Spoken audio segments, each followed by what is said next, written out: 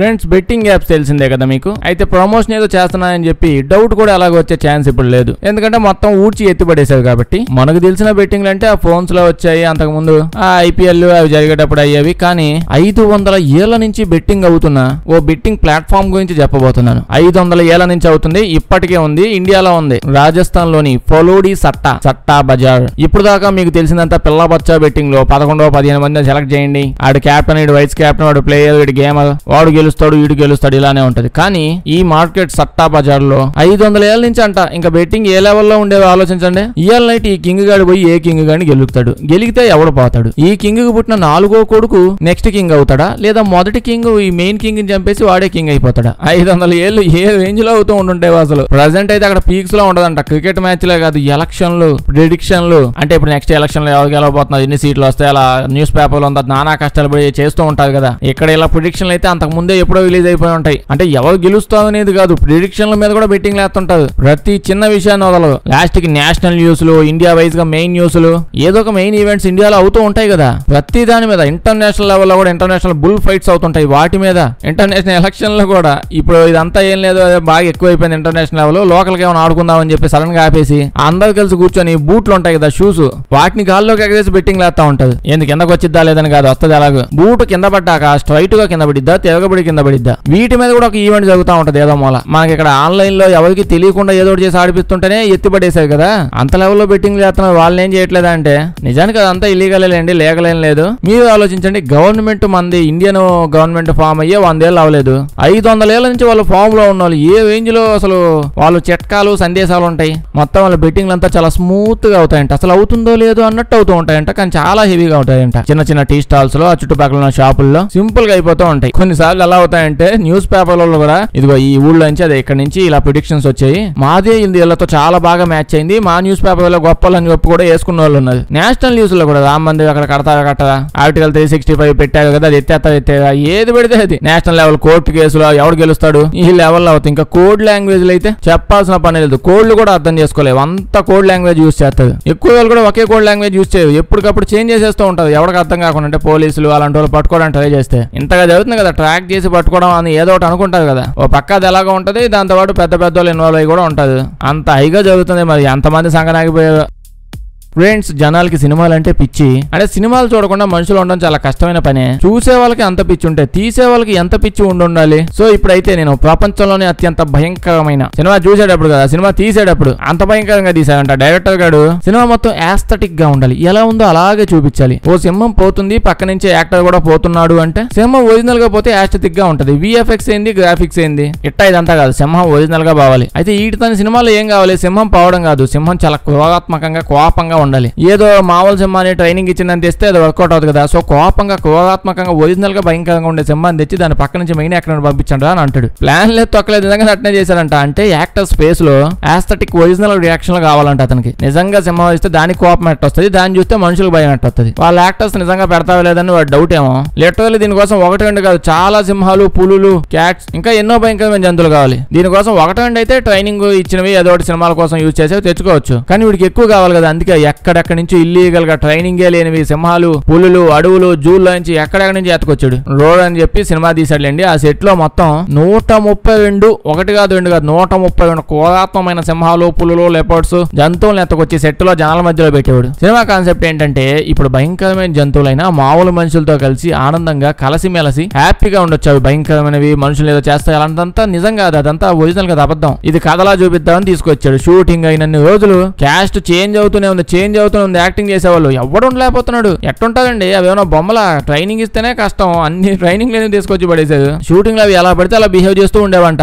మొత్తం మీద సినిమాలో షూటింగ్ అప్పుడైతే ఎవరు సావలేదులేండి. కానీ లిటరల్లీ సినిమా స్టార్ట్ చేశాక 300 మంది ఆ సినిమా వదిలేసి వెళ్ళిపోయారు. యాక్టర్స్, పని చేసే వాళ్ళు, అంతమందిని పిలిపిస్తున్నారు, వాళ్ళు వెళ్ళిపోతున్నారు, పిలిపిస్తుంటే వాళ్ళు వెళ్ళిపోతున్నారు. నీకు దండమా బాబు, నేనేం చేయనని చెప్పి మినిమం 100 మంది హాస్పిటల్లో జాయిన్ అయ్యేదంట సినిమా చేసేటప్పుడు. ఏందా 300 మంది పక్కన పెట్టేస్తే 100 మంది జాయిన్ అయ్యారు హాస్పిటల్లో, కుట్లు కొట్టించుకోవడానికి, ఈగిపోయిన విరిగిపోయిన ఎముకలను అతికించుకోవడానికి అవి నవిలు వదిలేస్తున్నాయి సింహాలు. ఆ సెట్ లో ఒక అతనికి అయితే 220 కుట్లు పడ్డాయంట. ఆ సింహం మీద తల వెనకాల మొక్క పీకేసినట్టు జుట్టుతో పాటు ఊడిపోయింది. దాని తర్వాత స్టార్ట్ చేయక దరిదాపు కొట్టి ఇన్స్టెంట్లు ఎన్నో అయ్యాయంట. అయితే అన్ని తీసుకొచ్చాడు. మనుషులకే ఉండడానికి వాడు సరిగ్గా ప్లేస్ ఇచ్చి చావలేదు, ఇంకా జంతువులుగా ఏమెత్తాడు. మొత్తం అన్నింటిని తీసుకెళ్లి ఒకే షెడ్ లో పడేసేవాళ్ళంట. షూటింగ్ ఆగినప్పుడల్లా ఎన్నెన్నో తప్పించుకొని ఆ ఊళ్ళోకి చుట్టుపక్కల ఎక్కడెక్కడికో వెళ్ళిపోయి ఒకేసారి 15 జంతువులు, అన్ని సింహాలు పులులు అవే ఊళ్ళోకి వెళ్ళిపోయాయి. ఆ సెట్ లో నుంచి తప్పించేసుకొని 15. దాని తర్వాత పోలీసులు వీళ్ళు రావాల్సి వచ్చింది. యానిమల్ డిపార్ట్మెంట్ వాళ్ళందరూ వచ్చి పట్టుకున్నారు. అందులో పాప 3 సింహాలను అయితే చంపేయాల్సి వచ్చింది, అవి అటాక్ చేసాయని చెప్పి జనాల్ని. ఆ టైంలో ఆ లెవెల్లో అయింది. ఆ డైరెక్టర్ గారు ఎవడో ఆ శాడిస్టోడు ఎంత శాడిస్టాడో తెలియదు కానీ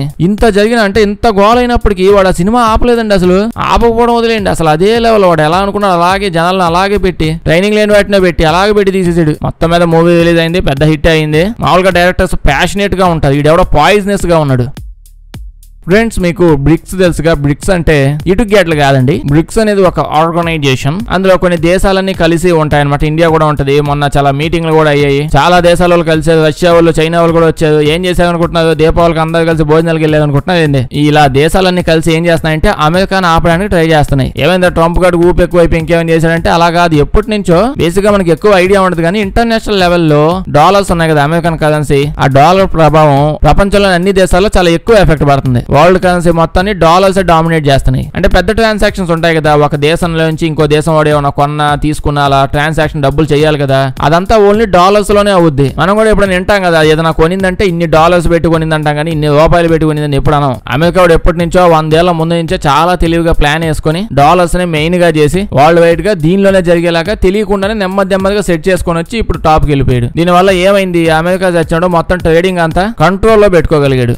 మాటికి అంటూ ఉంటాడు కదా, న్యూస్ లో కూడా వింటారు, ఎక్స్ట్రా చేస్తే శాంక్షన్ వేస్తాం, నాకు చెప్పకుండా ఎవరితో మాట్లాడేవంటే ట్రేడింగ్ ఆపేస్తాను, వీడిని ఆపేస్తాను, తెగ బెదిరిస్తా ఉంటావు. అసలు ఎప్పుడైనా డౌట్ రావాలి కదా, ఎవడో నువ్వెందుకు బెదిరించేది అసలు అని చెప్పి. ఎందుకంటే ఏ ట్రాన్సాక్షన్ అయినా డాలర్స్ లోనే అవుతుంది కాబట్టి నేను ఆపేస్తాను, అది వేరే దేశాలకు అవ్వకుండా అని వాడి బలం. సో ఆ గబ్బుగాడి డామినేషన్ ఎక్కువ అయిపోతుందని చాలా దేశాలలో. Bricks Brazil, Russia, India, China, south Africa, అదే బ్రిక్స్ యొక్క ఫుల్ ఫామ్ అనమాట. ఆ దేశాల నేమ్స్ యొక్క ఇనిషియల్ వర్డ్స్. దీని తర్వాత కూడా చాలా దేశాలు, Egypt, Ethiopia, Indonesia, United Arab, ఇలా చాలా దేశాలు కలిసాయి. అయితే ఇప్పుడు ఇన్ని దేశాలు కలుస్తున్నాయని చెప్పి ప్రతి ఒక్క వర్డ్ ఆ నేమ్ లో యాడ్ చేసుకుంటా పోతే అంత బాగోదు కదా. మొదట్లో ఇది అనుకున్నది, ఇప్పుడు అంతా యాడ్ అవుతూ ఉన్నది. యాడ్ అయినప్పుడల్లా దానికి ఒక్కో పదం కలుపుకుంటా పోతే చాలా పెద్ద అయిపోతే ఇంకా పలకలేదు. ఇంత పెద్ద ఆర్గనైజేషన్ పెట్టి నేమ్ కూడా పలకలేకపోతే చండాలంగా ఉంటది. అందుకే నేమ్ అదే బ్రిక్స్. మంచి విషయమే. బేసిక్ గా అమెరికా వాడు వేసే యథవేషాలే ఓ పక్క మనం తట్టుకోలేము. అది సరిపోదంటూ ఆ కొండముచ్చు బొచ్చుగాడు మన ట్రంప్ గాడు వచ్చి వాడు ఇంకా కాల్ చేస్తున్నాడు. అసలు వాడి బాధ ఏందో అమెరికా వాళ్ళకి కూడా అర్థం కావట్లేదు. ఏందిగా నీకు ఏం కావాలో అనేది. ఈ బ్రిక్స్ ఆర్గనైజేషన్ పెట్టాక దాని వరకు సపరేట్ కరెన్సీ కూడా ఉంటది. అది కూడా ఒకటి క్రియేట్ చేసేది. అంటే ఇంకా ఇంటర్నేషనల్ ట్రేడ్స్ అంతా దీని మీద చేసుకుందామని ప్లాన్ వేసుకుని అలా చేసేది. కాకపోతే ఇది అంత ఈజీ కాదు. ఇప్పటికిప్పుడు అలా అనుకుని చేసేద్దాం ఇప్పుడేనంటే అది అయిపోదు. చాలా ఓపిక, చాలా టైము, ఎన్నో రిలేషన్లు, దేశాల మధ్య బాండ్స్, ఇవన్నీ కరెక్ట్ కావాలి. ఇంకో పక్క ఇదంతా స్ట్రాంగ్ అయిపోతూ ఉంటే ఆ కోడి బొచ్చుగాడు ఖాళీగా ఉంటాడు. అమెరికాలో వాళ్ళు కూడా ఖాళీగా ఉండదు. జనాలు అంటే మెయిన్ వాళ్ళు ప్రతి ఓడదు. మీరు ఏదైనా చేసుకుంటే కానీ ఆ బ్రిక్స్ వాళ్ళు డబ్బులు యూజ్ చేసి ట్రేడింగ్ చేశారంటే శాంక్షన్లు వేస్తాం, మీ ట్రేడింగ్లన్నీ ఆపేస్తాం అని ధమ్కీలు ఇవ్వడం మొదలు పెట్టాడు. పక్క నెమ్మదిగా కొంచెం ఊపైతే అందుకుంటుంది బ్రిక్స్. ఎందుకంటే యునైటెడ్ అరబ్ వాళ్ళు ఉన్నారు కదా, ఎక్కువ పెట్రోల్, క్రూడ్ ఆయిల్ అంతా అటు నుంచే వస్తుంది, ఇంకో పక్క రష్యా నుంచి వస్తుంది, ఇటు సైడ్ నుంచి వస్తున్నాయి. ఇప్పుడు ఈ ఆయిల్ ట్రాన్సాక్షన్ డామినేషన్ అంతా బ్రిక్స్ మనీతో నడిచింది అనుకోండి, అమెరికా వాడికి వాంతులు విధతులు రెండో ఒకేసారి చచ్చిపోతాడు. అంటే అంత ఒక్కసారిగా సడన్ గా అయిపోదులేండి. అమెరికా వాడు 100 ఏళ్ల నుంచి కష్టపడితే ఇప్పుడు సెట్ చేసుకున్నాడు. ఫ్రెండ్స్ మీకు మ్యారథాన్ తెలుసు కదా, మ్యారథాన్ రన్నింగ్ కాంపిటీషన్ పరిగెత్తుకుంటూ పోతారు. కాకపోతే ఇప్పుడు హుసేన్ బోల్ట్ పోయినట్టు జుమ్మను ఒకేసారి పరిగెత్తుకుంటూ వెళ్ళిపోవడం కాదు, నెమ్మదిగా కొంచెం ప్రశాంతంగా ఎంజాయ్ చేసుకుంటూ పక్కన ఫ్రెండ్స్ ఉంటే వాడిని గెలుక్కుంటూ పోతారు. అలా పోతూనే ఉంటారు. ఎందుకంటే తక్కువ కిలోమీటర్స్ కాదు, 40 పైగా కిలోమీటర్లు. ఓకే, ఇప్పుడు చూసుకుంటే ఒక పర్ఫెక్ట్ మ్యారథాన్ అనేది 42.19 కిలోమీటర్స్ ఎగ్జాక్ట్ గా ఇంత లెంత్ పరిగెత్తాలన్నమాట మ్యారథాన్ లో. అదేంటో అటు ఇటు కాకుండా అడ్డదిడ్డంగా 195 ఏంటో అంటే దీని వెనక ఒక పెద్ద కథ ఉంది. చాలా చండాలంగా ఉంటది కానీ వినడానికి బాగుంటది. కాదంటే మళ్ళీ ఇప్పుడు కూడా కాదు, అనగనగా ఒక రాజు ఉండేవాడు కదా, ఆ రాజు పుట్టడానికి కనీసం 1000 ఏళ్ళు వెనక్కి వెళ్ళిపోవాలి. ఎంత బాధ తెలుసుగా, అనగనగా ఒక రాజు కంటే 1000 ఏళ్ళు వెనక్కి. ఆ టైంలో గ్రీస్ లో మ్యారథాన్ అని చెప్పి ఒక ప్లేస్ ఉండేది. గ్రీక్స్, పర్షియన్స్ వాళ్ళు ఉండే టైం అది. మొత్తం అంతా తనక సచ్చే టైం అది. ఎందుకు తనుకునే వాళ్ళు కూడా తెలియదు. గాడిద్దుల్లో పెరిగే వాళ్ళు, జనాలందరూ తన్నుకొని సావడం యుద్ధాలు పంపించేవాళ్ళు. వాళ్ళేమో కోటల్లో పడి పెరిగేవాళ్ళు. సంబంధం లేకుండా తన్నుకు సచ్చిన వాళ్ళ నేమ్స్ పెట్టుకుని గ్రేట్ అలెగ్జాండర్ ది గ్రేట్, అది ఇది అని చెప్పి మనం పుస్తకాలు చదువుకుంటా ఉంటాం. పనికి వచ్చే పిచ్చ పనులు చేసే మన గొప్ప గొప్ప కింగ్స్ వాళ్ళు ఉంటారు, వాళ్ళ గురించి అయితే ఎతికినా కనిపిదాడ. ఓకే, ఆ టైంలో పర్షియన్స్ ఏథెన్స్ రాజ్యం గ్రీక్ వాళ్ళది, దాని మీదకి యుద్ధానికి వెళ్దామని చెప్పి మ్యారథాన్ ప్లేస్ ఉంది, ఆ ప్లేస్ దాకా వచ్చి ఉంటది. యుద్ధం అయింది. అయితే ఆ ఏథెన్ కి సంబంధించిన ఒక చిన్న సైన్యమే ఈ మ్యారథాన్ లో ఉంది. పర్షియన్స్ అయితే ఎక్కువ మంది వచ్చారు యుద్ధానికి. అంత మంది వచ్చినా చిన్న సైన్యమైన ఏథెన్ సైన్యం వాళ్ళందరిని చంపేసి యుద్ధం గెలిచేసింది. ఇప్పుడు మ్యారథాన్ లో యుద్ధం కంప్లీట్ అయిపోయింది, గ్రీకులు గెలిచారు కదా. అయితే వీళ్ళు ఇలా గెలిచారు అనే విషయాన్ని ఇప్పుడు ఏథెన్స్ లో గ్రీక్ కి సంబంధించిన మెయిన్ కింగ్స్ ఉంటారు, వాళ్ళకి చెప్పాలి గెలిచేసామని. సో ఈ మ్యారథాన్ నుంచి ఏథెన్స్ కి వెళ్ళాలంటే ఒక 40 కిలోమీటర్స్ ప్లస్ అంత డిస్టెన్స్ ఉంటుంది. ఇక్కడ నుంచి ఒక ఫేమస్ కథ చాలా మంది చెప్పుకుంటూ ఉంటారు, ఇప్పుడు కూడా నడుస్తుంది ఆ కథ. ఏంటంటే పెయిడి ఫిడేస్ అని చెప్పి ఒక అతను అన్నాడు, అతను పిలిపించి యుద్ధంలో పార్టిసిపేట్ చేయాలి. పాపం ఎక్కడో యుద్ధం జరుగుతా ఉంటే ఆ పక్కనే షాప్ లో కూర్చొని పల్లి చెక్క తింటున్నట్టున్నాడు. అతను పిలిపించి, బాబు మేమంతా యుద్ధం చేసి బాగా అలసిపోయాం, ఇప్పుడు మేము యుద్ధం గెలిచామనే విషయాన్ని ఈ మ్యారథాన్ అనే ప్లేస్ నుంచి పరిగెత్తుకుంటూ పోయి ఏథెన్స్ లో ఉన్న కింగ్స్ కి ఇన్ఫర్మేషన్ ఇవ్వు, మనం గెలిచామని చెప్పు అన్నది. ఇప్పుడు వాడు గెలిచాము అనే విషయం చెప్పడానికి ఏ పావుదాన్నో పంపొచ్చు, లేదా వీడు దాన్ని వండుకొని తినేసాడని వదిలేసిన ఒక గుర్రబండో లేకపోతే అట్లీస్ట్ ఒక గుర్రమో ఎత్తుకొని పోవచ్చు. మరి ఎందుకో నాకు తెలియదు, పొద్దున్నే లేచి జాగింగ్ చేసుకుంటూ వెళ్ళిపోదామని అతను అలా పరిగెత్తుకుంటూ వెళ్ళిపోయాడు. లగెత్తుకుంటూ అసలు ఒక్క చోట కూడా ఆగలేదంట. 40 కిలోమీటర్ల పాటు అలా స్పీడ్ గా వెళుతూనే ఉన్నాడు. పరిగెత్తుకుంటూ వెళ్ళి ఏథెన్స్ కి వెళ్ళగానే వాళ్ళ కింగ్ కి ఒకే విషయం చెప్పాడు, నాని కేకే మ్యాన్. మధ్యలో నాని ఎందుకు వచ్చాడు అంటే దానికి అర్థం మనం గెలిచేసామని అన్నాడంట. ఆ ఒక్క పదం చెప్పి అతను అక్కడే కింద పడి చచ్చిపోయాడంట. ఇప్పటికి కూడా ఆ కథ చాలా ఫేమస్. నాకు ఇప్పటికీ అర్థం కాని విషయం ఏంటంటే అసలు ఎందుకు ఫేమస్, ఏం జరిగింది అక్కడ? ఇప్పుడు వాళ్ళంతా తక్కువ మంది అంత పెద్ద సైన్యాన్ని ఓడించి యుద్ధం గెలిచారు. సో ఆ యుద్ధంలో ఏం జరిగిందో చెప్తే అదొక రకం. యుద్ధం అయిపోయింది, పల్లి చెక్క తినడం ఆపేసి నువ్వు యుద్ధం గెలిచావని చెప్పురా అంటే ఎవడెవడో దూరగాడు అన్ని కిలోమీటర్లు పరిగెత్తుకుంటూ పోయి ఆ మాట చెప్పి చచ్చిపోయాడు. పోతా రెస్ట్ తీసుకుంటూ మధ్యలో డాబా దగ్గర కాగి ఏదైనా బిర్యానీ తీసి ప్రశాంతంగా మళ్ళీ పోయి చెప్పొచ్చు కదా. ఎలా చెప్పినా వాళ్ళది అదే రియాక్షన్. గ్రీక్ అనేది చాలా పెద్ద రాజ్యం, అసలు ఆ కింగ్ గాడు ఇన్నాడో లేదో కూడా తెలియదు, వాడు ఆడేపడి చచ్చిపోయాడు. ఇది ఒక కథ, దీనికి మళ్ళీ మనం చెప్పుకోవడం. ఎన్నో ఏళ్ల తర్వాత ఇదే పాయింట్ మీద మ్యారథాన్ అనే ఒక గేమ్ ని క్రియేట్ చేశారు. కాకపోతే ఇందులో ఇంకో పాయింట్ ఏంటంటే ఈ కథ అంతా నిజంగా జరిగిందనే విషయానికి ప్రూఫ్లు ఏం లేవంట. ఎందుకంటే అప్పట్లో గ్రీకులకు సంబంధించిన ఒక రచయిత ఉండేవాడు. అతను గ్రీక్ సామ్రాజ్యం ఉన్నప్పుడు అప్పుడు జరిగిన పెద్ద పెద్ద విషయాలన్నీ రాశాడు. రాసి పుస్తకాల్లో రాసి పెడుతూ ఉంటాడు కదా, గ్రీకులు దేవుళ్ళు బొక్క దొక్క అని చాలా చెప్తుంటారు కదా. అతను కథలన్నీ రాశాడు. అందులో ఈ కథ గురించి చెప్పాలి, అసలు అట్లాంటిది ఏదో అయిందనే విషయం కూడా మెన్షన్ చేయలే. కానీ కథ ఫేమస్ అయింది. అయితే 1896 ఏడాది వచ్చేటప్పటికి ఒలింపిక్స్ స్టార్ట్ అయ్యాయి. మోడర్న్ ఒలింపిక్స్ ఏథెన్స్ లోనే స్టార్ట్ అయింది. ఇలా గేమ్స్ స్టార్ట్ అయినప్పుడు కొత్త గేమ్స్ అంటే ఉన్న గేమ్స్ అన్ని యాడ్ చేస్తూ మొదలు పెడుతున్నారు. అప్పుడే ఫ్రాన్స్ కి సంబంధించిన మైఖల్ అని చెప్పి ఒక స్కాలర్ అనమాట ఇలా గేమ్స్ ఆర్గనైజ్ చేస్తానని తెలియగానే వెళ్ళి, ఇంత గొప్ప కథని మనం ఇగ్నోర్ చేయకూడదు, నేను జీవితంలో ఎన్నో కథలు విన్నాను కానీ ఇంత అద్భుతమైన కథను వినలేదు, గెలిచాం అనే మాట చెప్పడానికి కూడా అక్కడి నుంచి 40 కిలోమీటర్ల పాటు పరిగెత్తుకుంటూ పోయి అక్కడ పోయి చచ్చిపోయాడు. చెప్పాడో లేదో ఆవేశంలో ఆడేపడి చచ్చిపోయాడో ఎవరికి తెలియదు. దీనికంటే గొప్ప కథ ఉంటుందా? దీని మీద మనం ట్రిబ్యూట్ గా ఒక గేమ్ మొదలు పెడదామని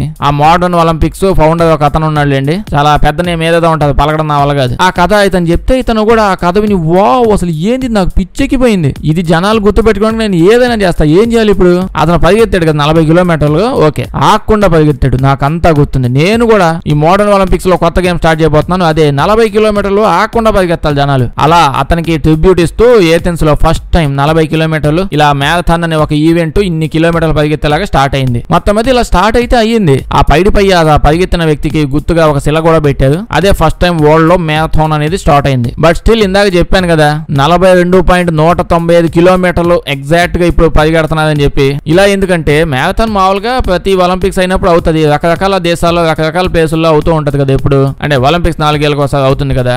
ఏ దేశానికి వెళ్తే ఆ దేశంలో ఇంకా ఆ దేశంలో వాళ్ళు ఇచ్చిన ప్లేస్ ఎంత పొడవు ఉంది, ఎంత ఖాళీ ఉంది, దాన్ని బట్టి 38, 39, 40 మాక్సిమం 40 అంత కిలోమీటర్ నడిచేలాగా అదే పరిగెత్తేలాగా పెట్టేవాళ్ళు కాంపిటీషన్. నెమ్మదిగా 1908 ఏడాది వచ్చింది. ఈసారి ఒలింపిక్స్ లండన్ లో అవ్వాలన్నమాట. లండన్ అంటే తెలిసింది కదా, బ్రిటిష్ వచ్చిన వాళ్ళు. బ్రిటిష్ వాళ్ళంతా ఆ టైంలో రాయల్టీగా ఉండాలి, కింగ్లు మేము, మాదే తోపు, మేమే ఊపు అన్నట్టు అన్ని చేస్తూ ఉండేవాళ్ళు. సో వాళ్ళు ఇదంతా ఈ మ్యారథాన్ అనేది వాళ్ళ రాయల్టీకి తగ్గట్టుగా ఉండాలని మినిస్టర్ క్యాసిల్ అని చెప్పి ఒక కోట ఉండేదిలేండి. ఆ కోట దగ్గర నుంచి మ్యారథాన్ ని స్టార్ట్ చేయాలి, స్టార్టింగ్ పాయింట్ అక్కడ అని చెప్పి పెట్టుకున్నారు లండన్ లో. స్టార్ట్ చేసి రోడ్ల మీద నుంచి పరిగెత్తుకుంటూ సందు గొంతుల్లో నుంచి వెళ్తూ కంటిన్యూ అవుతుంది. దానివల్ల ఏంటి, ఊళ్ళో ఉన్న వాళ్ళందరూ కిటికీలోంచి వీళ్ళందరం చూడొచ్చు అని చెప్పి ఈ మ్యారథాన్ ప్రాసెస్ మొత్తాన్ని. దీని తర్వాత వాళ్ళు పరిగెత్తుకుంటూ లాస్ట్ గా ఎండ్ పాయింట్ ఉంటది కదా, ఆ ఎండ్ పాయింట్ ఒక స్టేడియం పెట్టుకున్నారు. చాలా స్టేడియం ఉంటాయి కానీ ఆ స్టేడియం బాగా ఫేమస్. ఎందుకు, ఈ రాయల్టీ బాగా ఎక్కువైపోయి ఏడ పెట్టుకోవాలో తెలియక తిరుగుతున్న పెద్ద బ్యాచ్ వాళ్ళు ఉంటారు కదా, వాళ్ళ కోసం సపరేట్ గా కట్టించుకున్నారు దాన్ని. ఆ టైంలో మెయిన్ రాయల్టీ వాళ్ళందరికీ ఎంట్రీ ఉంటది, వాళ్ళ కోసమే స్పెషల్ గా మెయిన్ రాయల్ వాళ్ళు కూడా అక్కడ ఒక మూల ప్లేస్ కూడా ఉంటది. అంతా బల్జిన్ ఫ్యామిలీలు వస్తాయి, మెయిన్ కింగ్లు క్వీన్లు ఆ మూల కూర్చుంటారు. ఆ స్టేడియం బాగా ఫేమస్. అయితే అంతకుముందు ఎప్పుడు చూసినా డిస్టెన్స్ అనేది 40 కిలోమీటర్స్ లోపే ఉండేది, 39, 40 అలాగే ఉండేది మ్యారథాన్ కోసం. కానీ వీళ్ళేంది, వాళ్ళ రాయల్టీకి తగ్గట్టుగా ఉండాలంటే వాళ్ళ రాయల్ కోట నుంచి వీళ్ళ రాయల్ స్టేడియం దగ్గర రావాలి. అదేంది 42 కిలోమీటర్ల డిస్టెన్స్ ఉంది, 2 కిలోమీటర్లు ఎక్కువ ఉంది. ఒరిజినల్ గా అయితే 40 లోపే ఉండాలి వీళ్ళు పెట్టుకున్న దాని ప్రకారం. అప్పుడు దాకా 2 కిలోమీటర్లు పెంచడం ఏం కాదని చెప్పి అడిగారు. వాళ్ళేమో ఇప్పటికే 40 కిలోమీటర్లు పరిగెత్తున్నాం అని చెప్పి మేము ఎడుతుంటే మళ్ళీ 2 యాడ్ చేయమంటావేంటో అని వాళ్ళు. కానీ బ్రిటిష్ వాళ్ళు హవా ఉండేది కదా, సరే అని ఒప్పుకున్నారు. 42 కిలోమీటర్లు అయింది. కానీ నేను ఎక్స్ట్రాగా 195 కిలోమీటర్స్ అన్నాను కదా, 0.195 కిలోమీటర్స్. అది ఎందుకు? ఈ ఎండ్ పాయింట్ ఉంది కదా, ఈ ఎండ్ పాయింట్ స్టేడియం దగ్గర ఆగిపోయింది. కానీ ఈ రాయల్టీ బొచ్చు బ్యాచ్ ఉంది, ఓ మూల పోయి కూర్చొని వస్తానని చెప్పాను. మెయిన్ రాయల్టీ వాళ్ళు స్టేడియం లోపల ఈ మ్యారథాన్ వాళ్ళ దగ్గర దాకా వచ్చి ఆగాలంట. సో ఈ ఫినిషింగ్ లైన్ అనేది ఈ మూల మూసుకు కూర్చున్న వాళ్ళ దాకా రావాలంటే ఈ ఎక్స్ట్రా 0.195 కిలోమీటర్స్ అంత డిస్టెన్స్ కూడా వాళ్ళు రావాలి. దీని వల్ల మ్యారథాన్ అనేది మొత్తానికి 42.195 కిలోమీటర్స్ ఫిక్స్ అయింది అప్పట్లో. అప్పటి నుంచి ఇంకా ఇప్పుడు దాకా కూడా ఒలింపిక్స్ అవుతున్నాయి కదా, ఇప్పుడు కూడా అదే 42.195 కిలోమీటర్స్ అనేది ఫిక్స్ చేసేసారు. ఎందుకు? రాయల్టీ బొచ్చుగాల వల్ల అయిన ఒక ఇన్సిడెంట్ వల్ల. హిస్టరీలో చూసుకుంటే ఎన్నో గొప్ప విషయాలు గొప్పగా సెలబ్రేట్ చేసుకుంటాం. కానీ వెనక చూస్తే సగం వాటికి ఇదే గబ్బు ఉంటుంది. తొప్పాస్ బ్యాచ్లు చేసిన తొప్పాస్ పనులన్నీ ఉంటాయి. ఫ్రెండ్స్, అది 2012 ఏడాది. మార్తా అనే ఒక పాపకి 16 ఏళ్ల ఏజ్ రాబోతుంది ఇంకొన్ని రోజుల్లో. 16 ఏళ్ళు రావడం మంచి పెద్ద విషయం. ఓకే, అందరికి వస్తాయి అనుకోండి, 16 ఏళ్ళ దాకా బతికున్న వాళ్ళందరికీ. ఈ అమ్మాయి బర్త్డే పార్టీ చేసుకుందాం అనుకున్నది. వాళ్ళ ఫ్రెండ్స్ కోసమని ఒక పోస్ట్ తయారు చేసుకుంది. ఇదంతా నెదర్లాండ్స్ లో అయింది, 2012 ఏడాది అది. అప్పుడప్పుడే ఫేస్బుక్ పుంజుకుంటున్న టైం అది. ఫేస్బుక్ లో బాగా ఫేమస్ అయిన సోషల్ మీడియా ఇంకా అదే ఉండేది ఆ టైంలో. పోస్ట్ తయారు చేసి అమ్మాయి పెట్టింది. కాకపోతే ఇప్పుడే ఫేస్బుక్ ఓపెన్ చేస్తే అది ఎందుకు యూజ్ చేస్తున్నాం కూడా తెలియదు. అది ఆన్ చేస్తే ఏందో అనేది స్నాప్ చాట్, ఇన్స్టాగ్రామ్, యూట్యూబ్ మొత్తం అంతా మిక్సీ చేసి పోసినట్టు ఉంటది. అప్పట్లో కూడా యూజ్ చేయడం కష్టమే. పోస్ట్ పెట్టింది, అది పబ్లిక్ పోస్ట్ పెట్టింది, ప్రైవేట్ గా పెట్టుకోవాలి వాళ్ళ ఫ్రెండ్స్ కి వెళ్లే రకంగా. అయితే ఏమైంది, పెడితే పెట్టింది, మనం 100 పెడతాం ఒక్క అనుకుని వదిలేసింది. కానీ అక్కడి తప్పు జరిగింది. పోస్ట్ పబ్లిక్ అయ్యాక పెచ్చగా ఫేమస్ అయింది. ఆల్మోస్ట్ 1 డే లోనే. ఈవినింగ్ పెట్టింది, నెక్స్ట్ రోజు ఈవినింగ్ మళ్ళీ వచ్చి చూసింది. చూస్తే 17,000 మంది జనాలు మేము వస్తున్నాం అని చెప్పి కామెంట్స్ పెట్టేది. మీ ఇంట్లో పార్టీ మొత్తం బాగా అరేంజ్ చేయండి వస్తున్నామని. 17,000 మంది. దెబ్బకి భయపడిపోయే అమ్మాయి ఇంకా పోస్ట్ డిలీట్ చేసేసింది. కానీ ఏం లాభం? కానీ ఆల్రెడీ బందిపోటు దొంగలాగా అడిగి కూర్చున్నారు కదా, వాళ్ళందరూ సేవ్ చేసి పెట్టుకున్నారు. సేవ్ చేసుకున్న వాళ్ళంతా ఇంకా పోస్ట్ చూసుకోండి. ఆ సిటీ కాదు, పక్క సిటీలు, కొన్ని పక్క దేశాలలో కూడా మళ్ళీ పోస్ట్ చేశారు. పోస్టుల మీద పోస్టులు. పోస్ట్ చేయడమే కాదు, ఏదో పెద్ద ఈవెంట్ లాగా, ఏదో బ్యాండ్ లాగా ఏదో జరుగుతుంది అనే రకంగా గోల అయింది. అందరూ వాళ్ళే ఆర్గనైజ్ చేసేస్తున్నారు. ఒక ఇటు సైడ్ నుంచి మేము ఫుడ్ సప్లై చేయడానికి రెడీగా ఉన్నాం, ఒక ఇటు సైడ్ నుంచి మేము డీజే పెట్టడానికి రెడీగా ఉన్నాం, ఇటు సైడ్ నుంచి స్టేజ్ కట్టడానికి, డాన్సులకి అన్నిటికీ రెడీగా ఉన్నాం. అంటే అమ్మాయి కొంప చుట్టూ కొంప లోపల ఇదంతా ప్లాన్ లేస్తున్నారు. 2-3 రోజులకు అసలు ఇంటర్నేషనల్ ఈవెంట్ అయిపోయింది అది. న్యూస్ ఛానల్ కూడా ఏది చూపిస్తున్నారు, ఈ రకంగా అయిపోతుంది, ఇంత జరుగుతుంది ఇక్కడ అని. ఒరిజినల్ గా బయట ఒక పెద్ద ఈవెంట్ పెట్టినా ఇంత మంది ఉంటుంది, అక్కడ అంతమంది రాబోతున్నదని. ఇంకొన్ని రోజులు ఉందనగా మొత్తం మీద 3,50,000 మంది యాక్టివ్ గా ఉన్నారు వచ్చేయడానికి రెడీగా. ఇంకా పాపం అమ్మాయి ఫ్యామిలీ మొత్తం బర్త్డేకి 1 వీక్ ముందుండడానికి కానీ మొత్తం అన్ని సర్దుకొని లగో వెళ్ళిపోయారు అక్కడ నుంచి, తాళాలు వేసుకుని. ఇళ్ళకి కట్ చేస్తే ఆ బర్త్డే రోజు వచ్చేసింది. ఎవడు రాలేదనుకుంటున్నారు, వేల మంది మొత్తం ఆ ఇంటి చుట్టే ఉన్నారు. బేసిక్ గా అయితే విలేజ్ కంటే కొంచెం పెద్దదంట. ఎప్పుడు అంతమంది జనాలు అసలు రానే ఉండదంట అక్కడ. దేశం మొత్తం నుంచి ఎక్కడెక్కడి నుంచి వచ్చారు జనాలు. ఏదేదో చేశారు, వచ్చి రోడ్ల మీద గోల చేయడం, పగలగొట్టేయడం, పెంట చేశారు. పోలీసులు, మిలిటరీ వాళ్ళు కూడా దిగిపోయారు అప్పట్లో వీళ్ళందరినీ ఎలాగని ఆపాలని. ఎంత సోజ్ చేశారనుకుంటున్నా, కోట్ల నష్టం వచ్చింది. అంటే షాపులు పగలగొట్టేస్తున్నారు, ఇల్లు పగలగొట్టేస్తున్నారు, దొంగతనాలు చేసేస్తున్నారు, 100 కోట్ల నష్టం ఒక్క ఫేస్బుక్ పోస్ట్ పబ్లిక్ లో పెట్టడం వల్ల ఇదంతా అయ్యింది. అసలు ఈ ప్రపంచంలో పని పాటు లేని వాళ్ళు ఎంతమంది ఉన్నారు నాయన. ఏమంటారు, ఇలాంటి పోస్ట్ ఏమైనా పెడితే మళ్ళీ వస్తారా? నచ్చుంటే లైక్ చేయడం మర్చిపోకండి. ఇలాంటి వీడియోస్ ఇంకా కావాలంటే మా ఛానల్ చెక్ చేసి చూడండి, అలాగే సబ్స్క్రైబ్ చేసేయండి.